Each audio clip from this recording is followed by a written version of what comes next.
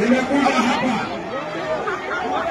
kuhakikishe ya kwamba watu wa Embu wamepata stima, na leo hapa tunaanzisha mradi wa kuunganisha stima kwa nyumba ya watu 6,500 tukitumia pesa ya serikali milioni 580.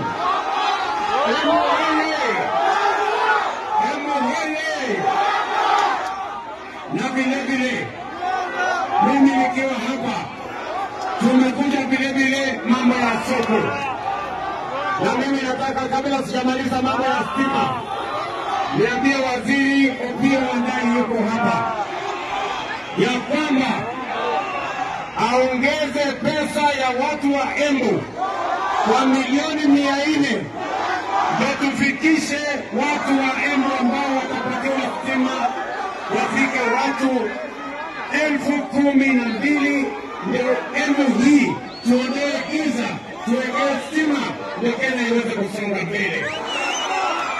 Embu hoye! Jambo